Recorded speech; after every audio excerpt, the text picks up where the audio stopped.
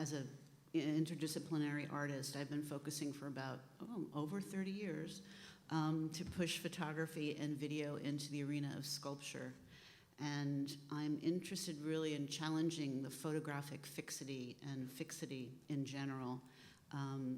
So I'm using a lot of my own personal archaeology and time as a material, and through observation, and to quote the artist and curator Zoe Tang, the deconstructions of things in the world. So in the early 90s, I was working with found photographs, and part of my motivation was to find myself represented in the world. And by deconstructing these found images and searching for possible histories. So the first group was given to me by my grandmother, and this is my grandmother's sister and her friend. And my grandmother gave me these when I was like 15, so clearly my grandmother knew more about me at the time than I knew about myself. And so I was like photographing these old photographs and rephotographing and then photocopying them. And I did this with another set of found images of these two women, Helen and Miss Smith. And again, I was looking to eke out what a possible history would be. And looking at the moment of touch and intimacy. And that's an installation called List of Livery. So through the early 90s, the AIDS crisis was a big influence, living through that whole time, influenced a lot of the subjects of my work, and people kind of disappeared in reality and also in my work. So where I was photographing in black and white with a 35mm camera, I continued to photograph in black and white, but I started to work in color, also 35mm. And I was thinking about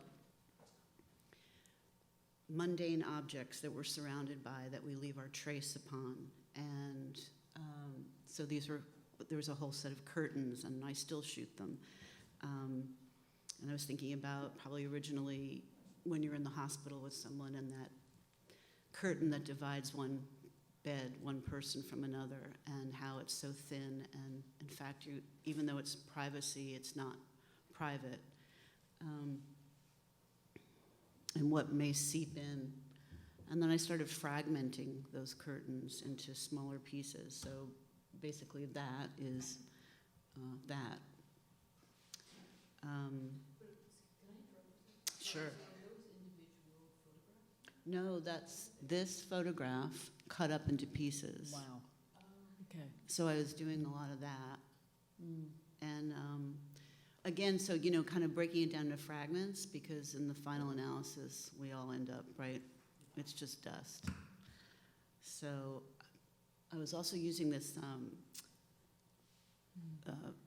paper that's called Fujiflex, and Fujiflex has a kind of pearlescence to it, and it's because I was shooting from a 35 negative, when you blow that up, you see all the grains. So where these images would be in focus from farther away, when you got closer to them, they'd fall apart into their particles. And I did a number of pillows and, the staining of, the pleasure of sex, or sleeping, drooling, or being sick.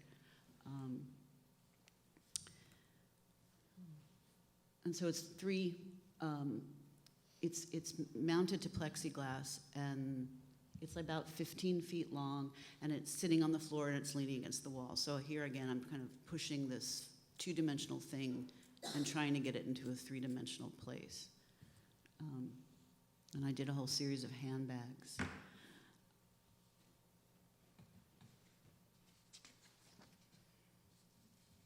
What year was that one?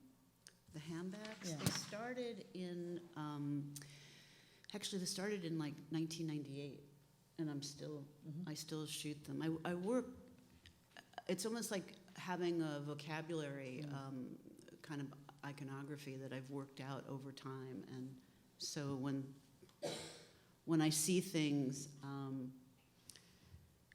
I shoot them when I see them. I don't set them up. It's just like I found them. Those pillows happen to be in my sister-in-law's. She was moving in and they were sitting on the edge of a bathtub. So it's just, I've just found things over time and kind of keep collecting. The TV series I started in 2005, but I actually started shooting the images in 1998. But I didn't learn Photoshop until later on, and so I finally figured out a way to just take the picture of the TV without its surroundings. And it was the last shot of when I was leaving the place I was staying in, what was reflected in the TV off. So where usually you walk into a hotel room and you, you have the trace of all these other people being there, but you make it your own. And I'm kind of making my own content, like where the TV is constantly giving you stuff. I'm sort of stopping that and having with the TV off. I'm sort of laying my own content in there. And they're all around this size. Yes, Medri? No, I'm curious, like in terms of the editing of the image. Like, when you were doing it, were you thinking of it sort of, well, I mean, they're inextricably bound, but formally, but also narratively? Was there The only the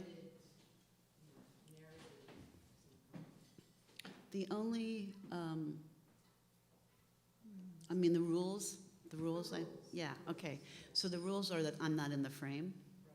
So I'm shooting usually from an angle. And it's literally like I'm ready to leave the room with my bags. And so so it's whatever is reflected in the TV. So in some of them, they're not even the bed. It's like the wall. It just that's the angle. That's all that there is to, shoot. So, yeah, and I don't shoot a lot of it. I just shoot maybe 2 frames, and hopefully it works out. It's actually, it's kind of funny because of course makes a difference if you tell. I mean, in the sense of like going through defining people's hotel rooms to find it out, secrets or whatever. Mm-hmm. Like whether that was at all in your mind or. I mean, I'm totally familiar with her work. I don't know how much I like that you think of that, though. I mean, I quite like her, so that's good. Well, it's just sort of it's like a kind of really interesting thing, the idea of, how one does do that, kind of claim the space and hotel room. Exactly. Suddenly it's like your house, and then you're gone, and you're so aware of that moment of transition where someone's coming out. And also because when you enter, right, it's completely pristine, right, and then you make it your own.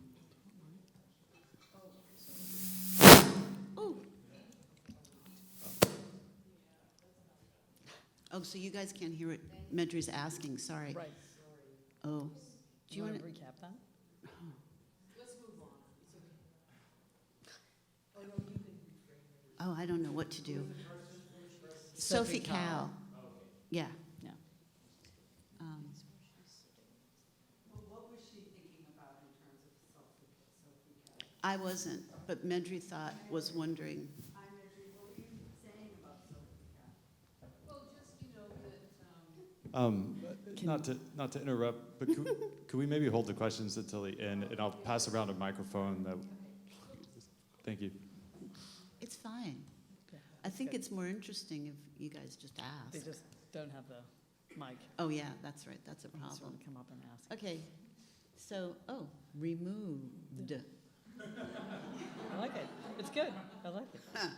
Okay. I'll quickly tell you that I tried to sell my mother's couch when she was moving.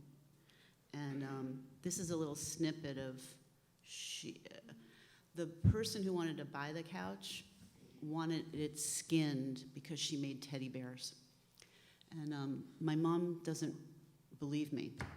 So this is a big installation that has had many parts, But anyway, I will play this little bit from it. Do I wait? Yeah. Wait, Oh, I will yeah. wait for the hum.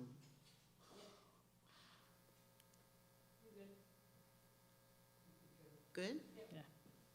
Okay, let's see if this works. I'm going to tell you a story about the couch. I thought she was joking about the woman and wanting to skin the couch. Well, I think I only heard half the story. I didn't believe you when I thought you were pulling my leg. No, I think you're pulling both my legs now. no, I'm not pulling your leg. The woman. Yes, you are. Maybe you should explain how it happened. Okay, Yeah, please tell me from the beginning. okay. I tried to sell. You tried to sell my couch. I tried to sell your couch. I tried to sell your couch on eBay, right? Yeah, And the first one sold. right, thank God. It sold to the woman down in Virginia, and she, Lovely. very nice woman, came up and picked up the couch. Well, other people had also inquired about the couch, and one of them was this other woman from Georgia, it turns out, saying, you know, the reason you haven't heard from me is because, in fact, I really think the couch is very beautiful, but I don't really want the whole couch. I really just want the fabric because I make teddy bears.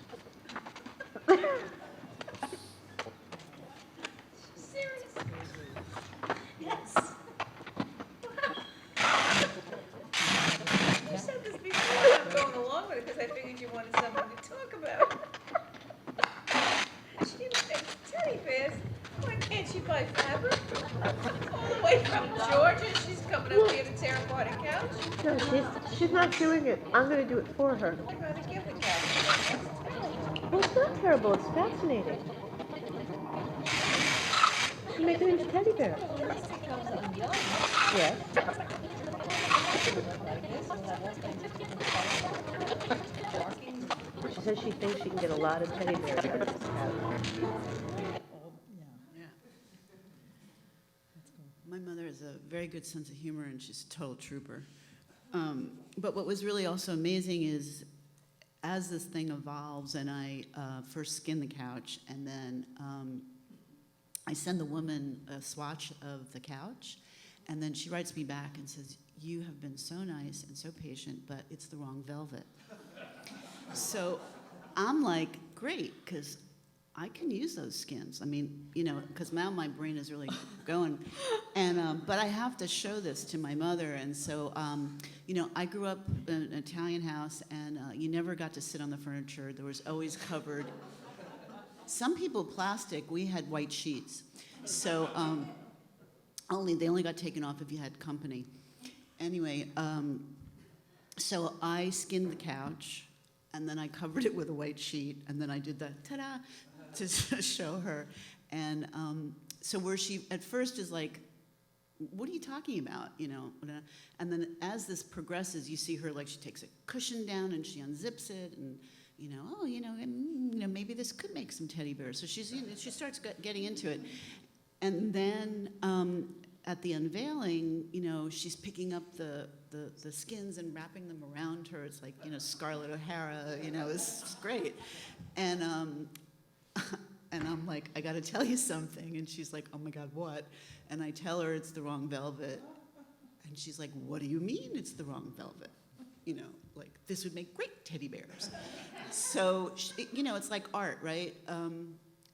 She goes full circle, which I find so brilliant. And, you know, that's what's so exciting, I think, about making art, and, you know, how we understand something and how you understand something in the world. But since then, I've reconsidered a lot of the piece, and instead of showing, whoops, nope, we don't want that. I've been showing the carcass, is what I called it, or section of the couch. I've gotten a chance to show the whole thing, and I've got a chance to show them the single parts. And so I'm very interested in its deconstruction and its anatomy.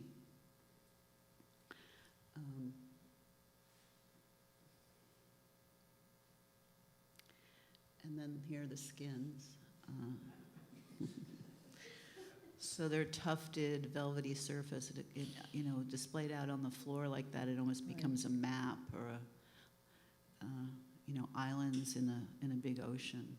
Yeah, or like vellum or flesh or Yeah.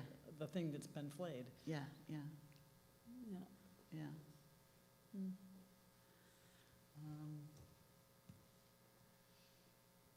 Yeah. And while over like the past, almost now it's long, since like 2013, I've been back in the darkroom a lot, making photograms. And this is from a series called Aerial Views. So where I've been making the recorded image of like the pillow or the whatever curtain, and trying to give it this third dimension, I started thinking about how the paper, the silver gelatin paper itself, could become an object. So I started with these, and the other thing about these is that the way that they're made is, in these I was thinking about the ocean. So they're in motion when they are exposed. So like the water, you know, at the water's edge, and you see it coming in and out. These are in a big bath, and it's moving, and there's soap, and there's suds, and there's all kinds of stuff in there to have a reaction with the paper. And so when it's exposed, it's in motion. So some of it is actually in focus, and others is not. And so I kept thinking about this idea of that motion and making it live, and that maybe all this time what I've been going for is to actually make the quote-unquote photograph, or actually that piece of paper, into an object. So, I see what I did. Well, it's okay. Transposed it. Yeah, I transposed it. That's interesting. Anyway, keep that thought. I'll just tell you this part.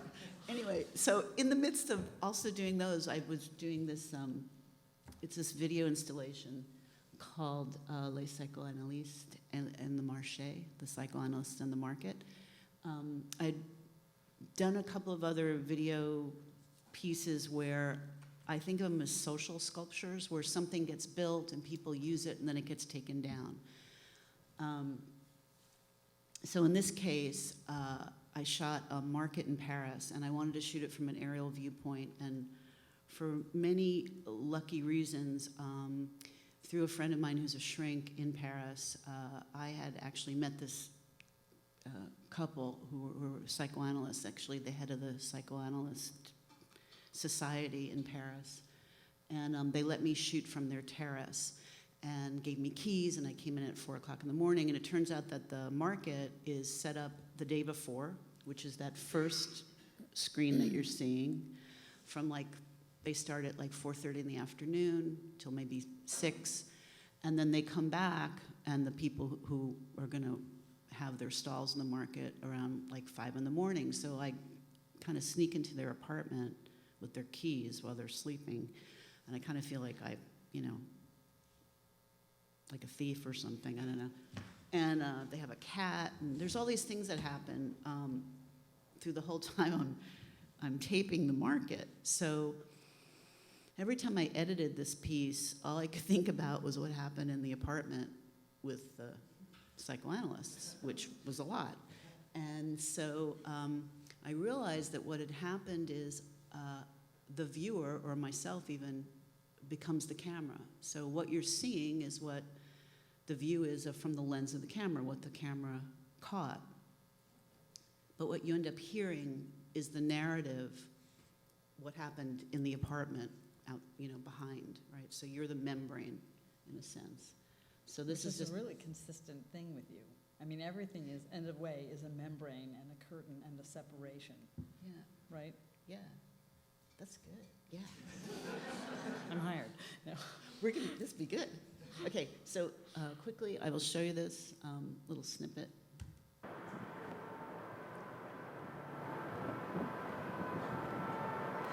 I went back into the living room to make a few notes about the things Monsieur G had told me. Monsieur appeared again from the bedroom. this time all shaved and suited up in pale gray, white shirt with a patterned tie of alternating small triangles of azure blue and forest green, and black leather loafers, and said, "How about lunch?" Monsieur said he'd pop down to the market after his 11 a.m. patient and buy choucroute, something I had to try, fresh, the best, only from this marché, what it was known for. I said I'd love to, while completely abdicating my quasi-vegetarianism on the spot, feeling it somehow impossible to admit that I rarely ate meat. Changing to tape number 6 and trying not to think about lunch and my porky fate, I looked down to see the now assembled small local market in full swing. People moved in and out, ducking under the blue and white tented stalls and meandering down the middle lane. I do love to shop, and I knew all kinds of items were available. Fresh fish, vegetables, fruit, baguette, all kinds of cheese, assorted meats, as well as tasty little tarts with spinach, brioche with sausage and pistachio, millefeuille of leeks and cheese, all ready to pop in the oven from the charcuterie. So what you're seeing actually is, I should have said, so if the first one is that first afternoon, the second one goes from like 5 o'clock in the morning till about noon, and then the third section is like 12 noon till about 4:30 when they break it down. And the narrative I wrote over like a couple of years. Like I shot this in 2010. So, memory is porous, and, so I'm sure I elaborated a little here and there. And also it's out of sync, right? It's what I remember happening from when I looked out from the terrace looking down. So you're getting these different views of the same thing, and then this whole idea of what's happening behind you. And the only time color is introduced is in the narrative. So you as the viewer get to sort of take in all that information. And so now, whoops, nope. Yeah, the foldogram. So what I was getting to before, where I kind of messed up in my sequence here, was just to say that what I finally realized was that that the photographic paper, the thing that everybody deposits the image on, that moment that you capture, that in fact this idea of pushing it into a sculptural zone, I could make the paper that. It could become the object. And so this was some of the earlier versions of that. So basically I'm crumbling it up and I expose it to light, and as it uncrumbles, so it's in movement again, it's depositing light on the paper in different places. And the other thing about these is I'm trying to subvert all the normal practices of photography, right? I'm cracking the emulsion. I'm doing everything you're not supposed to do.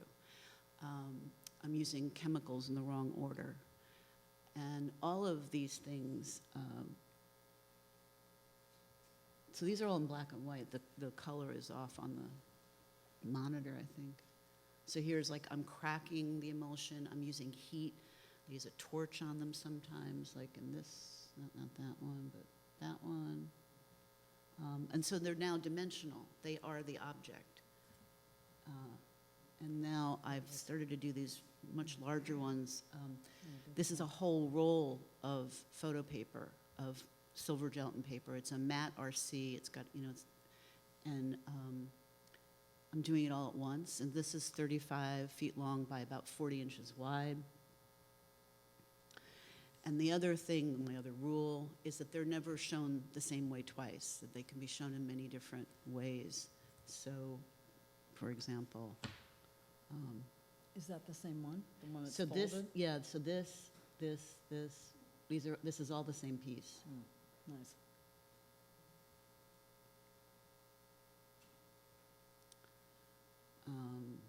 that's that one.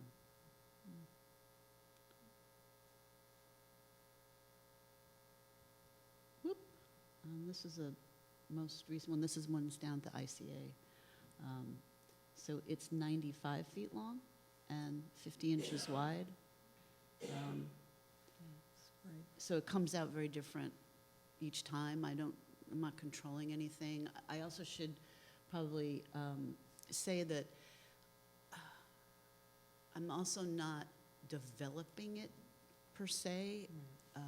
I'm letting it float into the developer, or I'm just pouring the developer, and wherever that, finds its way, that's what will then get developed or become a black to a gray or whatever. I'm using stop, and I'm also, in this one, I exposed it to basically daylight, sunlight, because I figured working on something that big, I didn't want to be in the dark the whole time. So, yeah.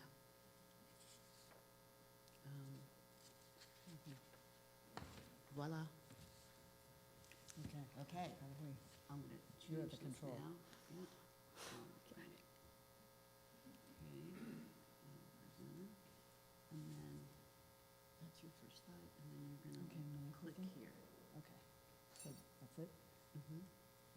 Okay, so this is Soul Junk, which is a 28-minute 3-channel video and sound installation. It was most recently presented at WhiteBox, which you see there. So I should just move you on to an image. Thank you, that would help. Just a few things about this. It's projected onto these very sculptural formats. And my thinking about that was, let me just run you through some images, is that the video and the audio is super tightly edited. I wouldn't call it a montage, but it's super, super finely edited. And I wanted the image to also be fractured because of that. And many times there's several different layers of audio going on at the same time. Sometimes, I'll be saying one thing that'll be moving over here and doing something else. And so that's why I wanted the image to be fractured. This is a different material. It's, as I said, it's about 27 minutes, 28 minutes on 3 channels. Here, this is, how do I click up? Sorry. This is a short video. Successful guys are motivated, not only motivated, they're driven. They're absolutely, how many people do you think they're third, fourth, and fifth work and not to run more and more mentally and huge sums of money. Worse than their army is dragged. It wouldn't be 4,500. It would be something like we.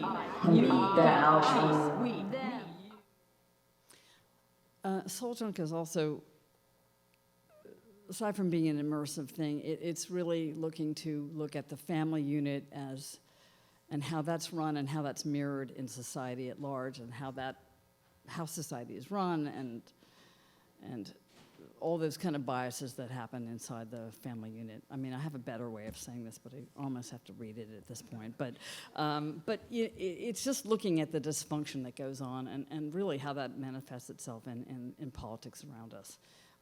And the cost of that. We can say more about that later. Whoops, sorry, okay. Yep, moving on. These are just 2 more very short clips. Oop, no. You're in charge. She's in charge. Yeah, there we go. Thank you. Other, them, we, us, them, they, other, them, they, them, other, them, they, them, other. All guerrilla tactics on alert aimed towards war on terror, unsuspecting population. Being on alert, motives are gross negligence. Countries or companies or domestic seek to colonize their own population. Negligent corporations that are taking their lives, manipulate. It's shirtwaist factory, it washes clean, intentional war on terror abroad, internal greed.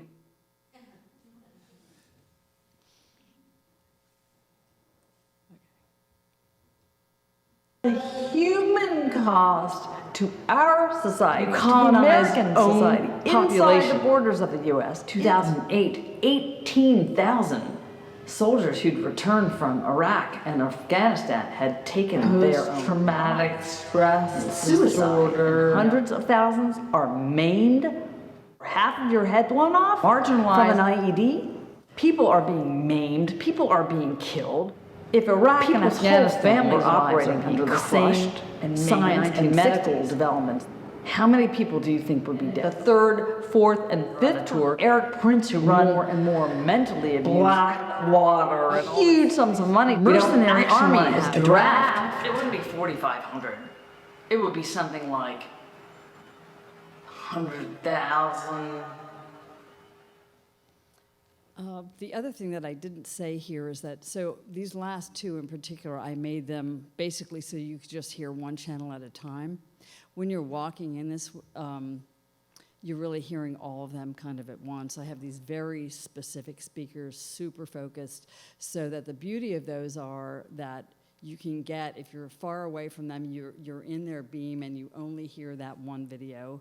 If you keep walking further into the exhibition and there's a point where they cross over, you now start to hear the other video or the other channel, and now you're starting to kind of get stuff going on in your own head and hearing a variety of narratives. It's just so you're hearing channel 2, channel 3, you know, at the same time. And that works in a very low-tech way where they're out of phase with one another, so that over the course of the day, they, you know, if you go in at 10 o'clock in the morning, you'll hear one set of narratives together, but at 3 o'clock, there's a different set. So there's complexity built into it in a lot of ways. And it sounds incredibly differently when you're in the room. And of course, I can't duplicate that here in a stereo situation. Okay, my next thing. Yeah, thanks. Okay, so this is Voppenfield. We can go to the next image. Voppenfield is the work that preceded Soul Junk, and I will say that Soul Junk is a direct relationship, you know, came outgrowth of Voppenfield, where you can see that you've got these 12 chrome-plated steel helmets. You walk into the room and you're, you know, they're there. You're really, what's the word? Confronted, assaulted, depending on how you look at it. That's why I felt that Soul Junk should be the opposite and be entirely vulnerable and raw. The other thing that happens here, we can, yeah, thanks, Joy. You can put your head into them. Each one has its own dedicated speaker. It runs all through a software program called Super Collider, which then moves the sound from helmet to helmet. All of that is coded in different patterns and relationships, whether it's oval or jagged or circular. All of that's been accounted for and composed. Also, there's 27 minutes of composition here. I seem to have a theme for 26, 27, 28 minutes. It's been in 3 pieces so far like that, so we can push to the, thanks. That's the side view, and you know, at this end you can see the mirror, so that when you're in them, you can see the helmets reflected back at you and sort of implying more. Next. That's what it's like from the inside. I will also say that many people had seen this. This took many years to develop, and when people would come to the studio or see it in exhibition, they would tell me how radically different it was than they thought it would be. So that's also, again, you can't replicate that by a 2-dimensional image, but you know, that was something that was told to me often. Next, thanks. Just one more image of it, and then just a few more. That's when it was shown on the Lower East Side. Actually, the next one, sorry. You know, in a room that was not as dark. The dark room is really my preference. Yeah, go ahead. As I said, I think each one has its own dedicated speaker and light. Next. Shown in another place in ICA in Grand Rapids, Michigan. Thanks, love. Lots of people in it. So, you know, you get a whole variety of experiences. I will say, this was super interesting to me. In this venue, I stayed for a couple of days, and I saw a woman come in one evening. and it was fairly quiet in the space. There were a few other people in it. And she took off her jacket that was wrapped around her waist, and she started to move it like this behind her. And I thought, wow. She had gone into this very private space. Like, you know how you sing in the bathroom where you have these various thoughts, you know you're in this entirely private moment? Well, she went there, and I thought it was really fascinating. So it's interesting to me, all the ways that people experience this. Anyway, next, thanks. One of the things that's embedded in Wappenfield for me is the idea of logo. Oh, I should explain what Wappen is. Wappen is obviously a German word. A Wappenschild is a coat of arms. And the idea of coat of arms, logo, you know, belonging, whether it's a guild or your family, your clan, religious group, order. You know, we wear logos on our clothes these days. I mean, I'm just very interested in that whole notion. And Wappenfield comes out of work that I did previously, which all had to do with clothing that was reduced in this very elemental way, and thinking about clothing as an armor and a housing and a psychic housing for the body and mind. And and the other thing that I'll say about Wappenfield is I didn't really want to admit it at first, but I think that it's my long kind of meditation on 9/11. Just, you know, whatever. Anyway, moving on. Yeah. I think that is the video, so we can just click that, yeah. So this shows it in two places.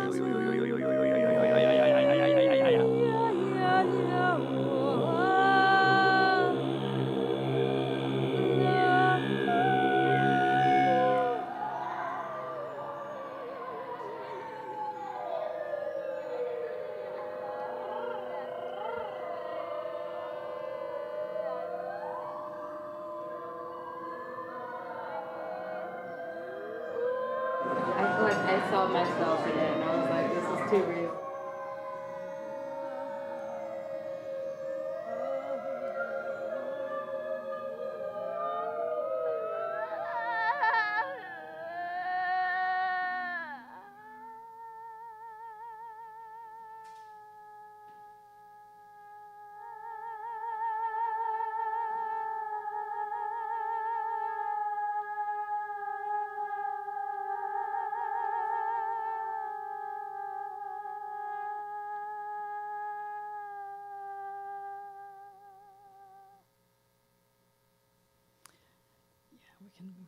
There's some really nice things that happen with that when you're in the space itself. The nice thing about the helmets too is that you always, whenever you're in its field, you hear it, but when you go into the helmets, of course, you hear very particular things, and sometimes they sneak up on you or whisper, and then they move, and they're fugitive, and they move around, and so it's quite dynamic.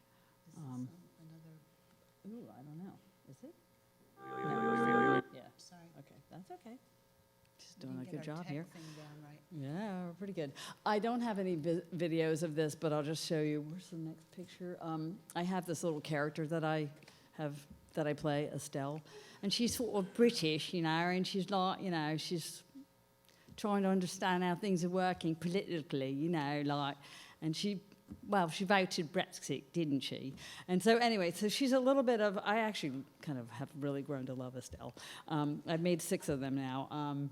And she's basically somebody who doesn't have a huge amount of education, but she's super curious. And I just think of her as an interesting barometer of our times, and, you know, thinking about who voted for Trump, who votes for Brexit, who, you know, whatever the voting is, and just trying to understand and how to navigate these times. And I find her an interesting vehicle for that. So. And it's playful. Some of my work is pretty serious, so it's nice for me. Next one. Yeah, that's another one of her. Carry on, you know. Right, yeah. So next. I just filmed another one the other day. I had to do it before Brexit actually gets voted on. Neural Cleave is just, it's the work that, we can go to the next image, thanks. Many sound pieces that are before Soul Junk, and they're different audio pieces. This was in a show called Come to Bed, And so it was just creating this little funky environment to hang out and listen to this 10-minute audio piece. Next, thanks. Yeah, next, yeah, thanks. And then the next one is called Awakening, and you can go to the next image. I didn't make any video, I mean, I have videos of it, but I didn't include it. But this was 26 minutes plus. I know. It's I was at the lightning field, Walter de Maria's lightning field, and I just got out of bed really early and literally just captured the sound of everything waking up. And you know, people stayed for this thing usually once for sure, and maybe a second time. So it was very interesting to me. It had a lot going on. You can go to the next one of just everything waking up, and the very last thing you hear is a plane going over. You hear insects, birds, coyotes. At one point, there are these raven wings that are going over my head. Anyway, next. This is just a few works from the body of work called Vestments, which was the very beginning of the whole notion of dealing with clothing as a psychic and architectural housing for the body and one's psyche. And next. Yeah, and the ones that you saw in that last one were really mainly male garments, and they're all called cod pieces. Yeah, and overscale. Next. Yeah, and then these were just dealing with women's, you know, lingerie and teddies and unpacking those next. So there's 3 of those that are all kind of sheared and whatever, and I think that's the last that I put in this thing. There's obviously a lot more work, but you know, yeah. So that's it. So we can. Well done. Indeed. Thank you very much.